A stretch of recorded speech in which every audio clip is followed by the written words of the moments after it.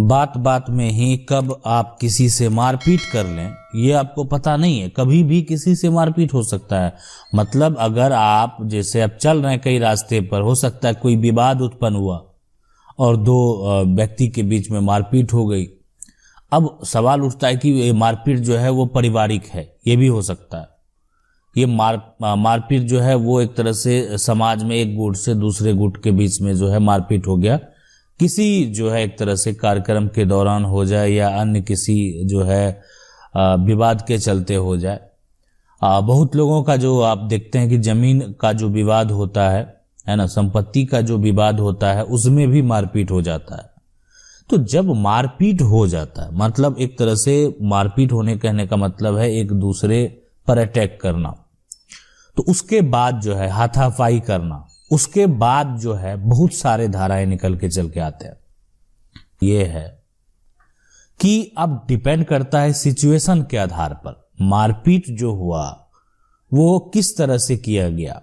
क्या घर में घुसकर मारपीट किया गया, क्या जो है एक तरह से महिला के साथ मारपीट किया गया, या कोई ऐसा जो एक तरह से जिस पर और भी धाराएं लगाए जा सकते हैं, है ना। दो गुटों में जो है इस तरह से मारपीट किया गया कि किसी का जो है सर फट गया, या मान लेते हैं आप समझ सकते हैं वो हाफ मर्डर का भी जो है धारा लगाया जा सकता है। तो ये तमाम जो है जो धाराएं हैं, जैसे 328 हो गया, सबकी बात करेंगे। धारा जो है 328 हो गया, जैसे मान लेते हैं 307 लगा दिया जाता है। तो ये सभी जो है मारपीट का अगर मान लेते हैं मामला आपके खिलाफ कोई दर्ज कराता है, ठीक है, तो आपको अब ये पता है 504 भी लगा दिया जाता है, 506 भी लगा दिया जाता है। अब ये भी है ना कि आपका विवाद किस प्रकार का है, आपका समस्या किस प्रकार का है, ठीक है। यानी आपका जो मारपीट एक दूसरे के बीच में हुआ वो किस कारणवश हुआ। तो सभी के लिए जो है अलग अलग यहाँ पर नियम है, अलग अलग कानून है। तो उसको समझने का प्रयास करेंगे कि आखिर क्या नियम है, क्या कानून है।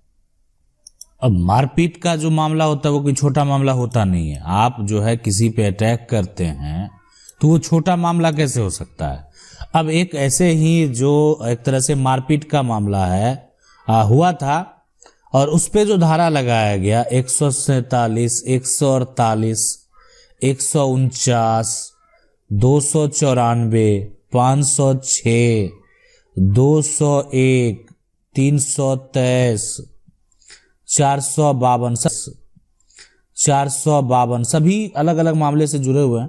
427, 300 जो है वो 25, और बाद में जो है एक तरह से जब ये सारा जो धारा लगाया गया तो बाद में क्या किया गया, एक और धारा जोड़ दिया गया 459, और उसके बाद जो है उसका जमानत याचिका, जमानत पे था सभी लोग, जिसको भी आरोपी बनाया गया सभी लोग जमानत पे थे। लेकिन ये धारा जोड़ने के बाद जो है ये धारा जो है वो गैर जमानती धारा है, और दोड़ने यहाँ पर इसको जैसे ही जोड़ा गया तो उसके बाद जो याचिका है, जमानत का जो याचिका है उसको खारिज कर दिया गया। अब है कि सवाल यहाँ पर कि मारपीट जो है होने पर, तो देखें मारपीट अगर होता है, ठीक है, तो पुलिस जो है यहाँ पर, तो पुलिस को ऐसा पावर है कि मजिस्ट्रेट के आदेश के बिना, अगर मान लेते हैं कि मजिस्ट्रेट का आदेश लेने तो नहीं जाएंगे। अगर कोई ऐसा व्यक्ति है जो क्या कर रहा है कि समाज में क्या करना चाह रहा है, समाज में अशांति जो है वो फैलाने का प्रयास किया जा रहा है, तो अशांति अगर फैलाने का प्रयास किया जा रहा है तो उस केस में उसको धारा जो है 151 के तहत गिरफ्तार किया जा सकता है। और अगर बात करें सजा का, तो सजा उसको जो है अधिकतम 6 वर्ष का भी हो सकता है। अब मिनिमम जो भी मामले हैं उस अनुसार जो भी सजा दिया जाए, लेकिन अधिकतम जो सजा का बात है वो 6 वर्ष भी हो सकता है।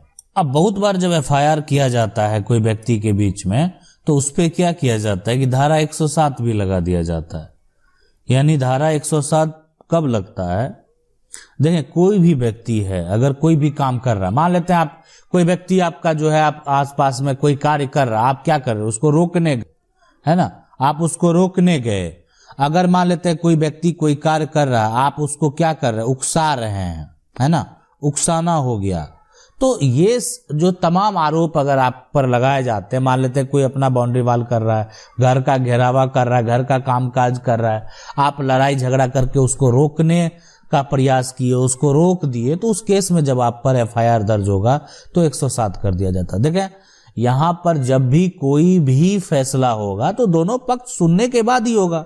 मजिस्ट्रेट के पास मामला जाता है, दोनों पक्ष को सुना जाता है कि कौन सही है कौन गलत है। अब आपके मन में ऐसा होगा कि अगर कोई गलत आदमी ही आप पर जाके जो है एफआईआर कर दे और आप पर जो है केस फाइल कर दे तो कोई दिक्कत नहीं। दिक्कत क्या होगा? दिक्कत कुछ भी नहीं होने वाला। आप अगर अपने जगह पर सही है तो आपको कोई दिक्कत नहीं होगा, लेकिन आपने भी किसी पर अटैक किया, आप भी किसी को जख्मी किए तो उस केस में होगा ही। अब है कि एक तरह से मारपीट के दौरान जो है वो जख्मी हो गया, गंभीर रूप से जो है जख्मी हो गया, तो उस केस में क्या होगा? देखिए, मारपीट के दौरान अगर कोई भी व्यक्ति गंभीर रूप से जख्मी हो जाता है तो उस केस में जो है धारा 326 के तहत, ठीक है, अगर कोई भी गंभीर रूप से जख्मी हो जाता है, पुलिस जो है वो मुकदमा आप पर दर्ज करेगी। मतलब अगर कोई भी आप धारदार हथियार से किसी पे अटैक करेंगे और तो है एक तरह से, और आप उसको जख्मी कर देंगे, अब उसको उसको जो है जान का खतरा हो गया, तो उस केस में आपको तो गिरफ्तार किया ही जाएगा। आपने उस पे अटैक किया, आप उसको जख्मी कर दिए, तो आप पर तो केस फाइल होना तय है। अगर कोई इसमें मारपीट में जो है आप पर अगर कोई एफआईआर अब दर्ज कराएगा, अब अगर आप पर एफआईआर होता है तो उस केस में अब उसके बाद क्या होगा? प्रशासन जो है, ठीक है, मान लेते हैं आप किसी को जख्मी कर दिए और आज वो हॉस्पिटल में है, अपना इलाज करवा रहा है, लेकिन आप पर क्या किया गया? आप पर एफआईआर दर्ज किया गया, तो पुलिस प्रशासन जो है क्या करेगी? जांच शुरू करेगी। ऐसे जो है एफआईआर तो कोई भी किसी पर जाकर कर सकता है ना, तो जांच शुरू करेगी। जांच शुरू करने का मतलब हो गया कि वो एक तरह से गवाहों से पूछताछ करेगी। जो भी मामले होते हैं उसमें गवाह का एक अहम भूमिका होता है। पुलिस प्रशासन के द्वारा सब जो है एक तरह से अगर एक रिपोर्ट बनाकर दे दे और कोई गवाही देने नहीं जाए, कोई गवाही ना हो, कोई उसका चश्मदीद नहीं हो, तो उस केस में क्या होगा पता है? कुछ भी नहीं होगा। जब गवाही नहीं तो में पड़ा हुआ है, केस जो है वो खारिज भी हो सकता है।